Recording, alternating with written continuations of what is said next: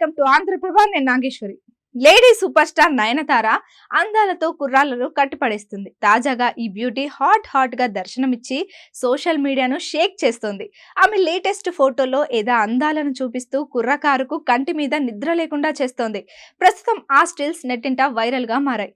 South లో ఈ అందాల బ్యూటీ గురించి ప్రత్యేక పరిచయం చేయాల్సిన అవసరం లేదు. తన సినిమాలతో పాటు వ్యక్తిత్వంలో ఆమె తనకంటూ ఓ ప్రత్యేక ఇమేజ్ ను సంపాదించుకున్నారు. లేటెస్ట్ గా జీక్యూ నిర్వహించిన మోస్ట్ ఇన్ఫ్లుయెన్స్ యంగ్ ఇండియన్ పేరుతో నిర్వహించిన ఓ కార్యక్రమంలో నయన్ తన గ్లామర్ డోస్ తో అదరగొట్టింది.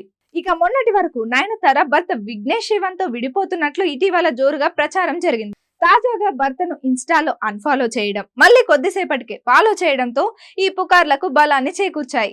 ఇక మరో విషయం ఏంటంటే, ఆమె తాజాగా తన ఇన్స్టాగ్రామ్ పోస్ట్ లో నేను సర్వం కోల్పోయానని పోస్ట్ పెట్టడం, మళ్ళీ దాన్ని డిలీట్ చేయడంతో అనేక అనుమానాలు రేకెత్తించాయి. దీంతో పుకార్లన్నింటికీ ఆమె ఫుల్ స్టాప్ పెట్టేసింది. నయనతార కవల పిల్లలతో కలిసి వెకేషన్ కు ఫారిన్ టూర్ వెళ్తున్నట్లు తెలిపారు. దీనికి సంబంధించిన ఫోటోలను ఆమె తన సోషల్ మీడియాలో పోస్ట్ చేశారు.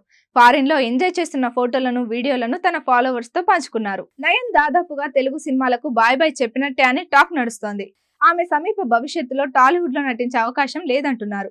దానికి రీజన్ కూడా ఉంటుంది. ఇటీవల చిరంజీవి గాడ్ ఫాదర్ లో నటించింది. ఈ సినిమాలో ఆమె చిరంజీవికి చెల్లెలు పాత్రలో కనిపించింది. అయితే ఇక తెలుగులో నయన్ కనిపించేది ఉండదని తెలుస్తోంది. ఆమెకు భారీ పారితోషికం ఆఫర్ చేసిన నిర్మాతలు కూడా ఉన్నారట.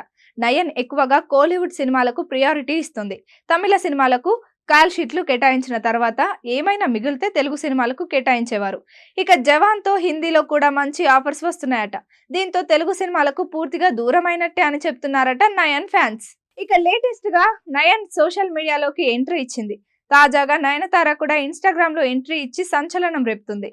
ఇప్పటికే ఆమెకు 8 మిలియన్ ఫాలోవర్స్ ఉన్నారు. నయనతార సోషల్ మీడియాలో ఎంట్రీ ఇవ్వడంతో ఆమె ఫ్యాన్స్ సంబరాలు చేసుకుంటున్నారు. తొలి పోస్ట్ లో తన కవల పిల్లలను ఎత్తుకొని రజనీకాంత్ హుకుం పాటతో ఎంట్రీ ఇచ్చింది. నయన్ విఘ్నేష్ శివన్ 2022 జూన్ 9న చెన్నైలో వివాహం చేసుకున్నారు. దాదాపు 7 ఏళ్ల పాటు వీరిద్దరు డేటింగ్ చేసి చివరకు 3 ముళ్ల బంధంతో ఒకటయ్యారు.